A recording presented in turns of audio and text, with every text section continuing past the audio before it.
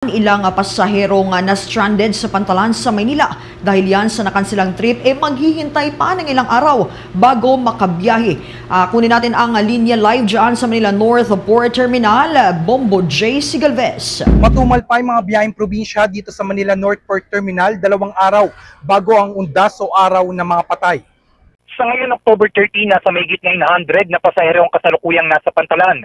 Kakaunti ang bilang nito kumpara nga sa mga nauna ng bumiyahe noong October 27 kung saan umabot sa 1,801 at October 28 na umabot naman sa 1,143 ang bilang ng mga pasaherong umuwi sa kanilang mga probinsya ayon nga yan sa pamunuan ng Philippine Ports Authority. Kung matumal ngayon Bombo Genesis at Bombo Jai, mas kakaunti yung bilang ng mga pasaherong umuwi kahapon kung saan nasa 441 lamang. Samantala, may mga nakausap din tayong pasahero na na-stranded dahil nga yan sa nakansil ng trip, ngunit pinili na lamang na manatili sa Pantalan upang maghintay ng kanilang susunod na biyahe na nakaschedule nga sa Lunes. May pasahero rin na napaagang dating katulad ni Nestor Lacaba kasama yung dalawang anak na babiyahe papuntang Coron, Palawan. Galing daw silang Samar, Bombo Genesis at tumungo na ng maaga sa Pantalan nitong 28 pa nga ng Oktubre upang maghintay ng biyahe bukas. Dadalaw din daw sila sa sementeryo upang andalawin ang kanilang mga mahal sa buhay. Narito pakinggan natin ang bahagi ng pahayag ni Nestor Lacaba. Mga kamag-anak namin, pares yung mga lola nito, mga tatay, mga lolo nito, pupunta doon sa Palawan, dadalawin din nila yung mga ano nila, yung mga lolo nila, at ang mga kamag-anak nila.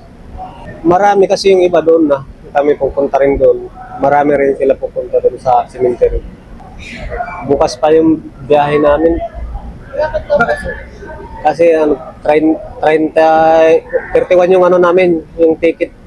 Hindi naman kayo kabilang gusto na stranded? Hindi. Ako na stranded na ano rin kami dito. Nauna kasi kami dito nung ano pa 28 pa kami dito. Kasi galing po kami ng Samar.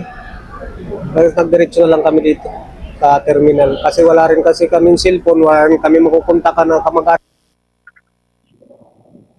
Samantala, nadatnan din ng Bombo Radio Team si Nurin Buwalat, pasahero na tutulak pa Mindanao, dalang mga malalaking gamit at isang alagang hayop.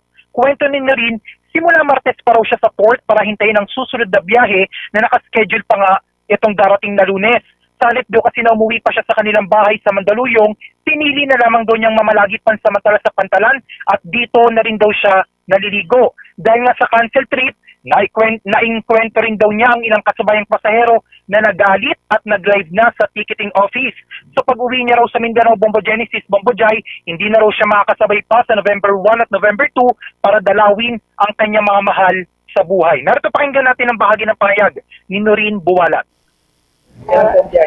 Monday. Kasi dapat nung Monday na-delayed. Kaya neto na namang Monday na naman. Kaso tapos na yung undas.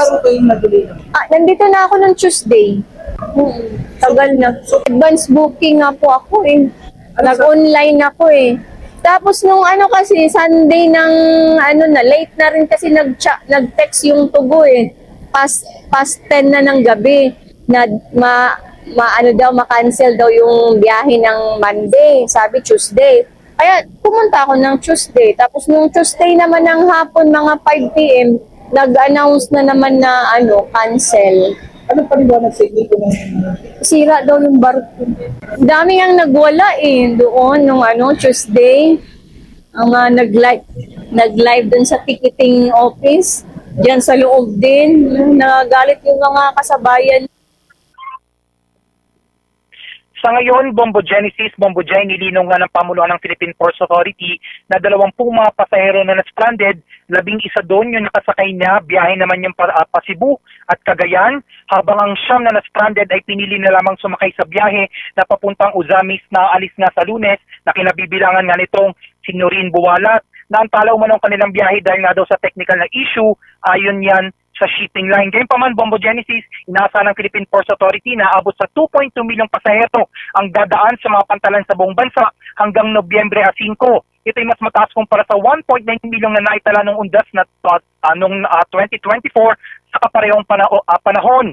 Matatandaan sa ilalim ng Proclamation number 727, idineklara ng Malacanang Oktubre 31 bilang karagdagang special non-working day. Dahil dito, inaasahan ng mas mahabang weekend na magbibigay daan sa mas maraming Pilipino na makauwi sa kanilang mga probinsya upang dalawin ang mga yumaong mahal sa buhay. Bombo JC? Yes, Bombo Genesis. Oo. Buti kung napuprotektahan naman yung karapatan nitong mga na-stranded na mga pasahero. Kasi sabi ng Philippine Ports, dapat mabigyan sila ng abiso sa tamang oras, ano? And then pagkain, matutulugan, naibigay din sa kanila. Yung kanilang dapat ay matanggap, part ng kanilang karapatan.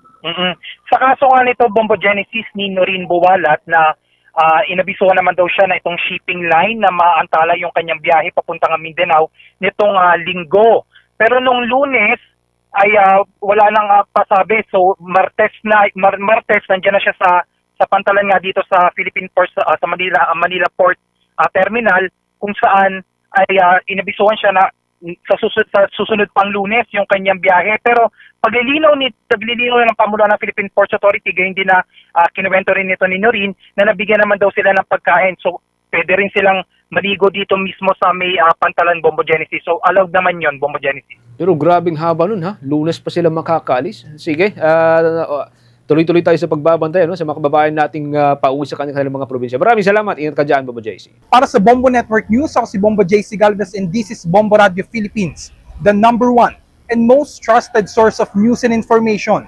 Basta Radio, Bombo! For the most trusted source of news and information, visit our website at www.bomboradio.com. Follow us on Bombo Radio mobile app, Facebook, YouTube, TikTok, and X, formerly Twitter. Like, share, and stay connected. Anytime, anywhere.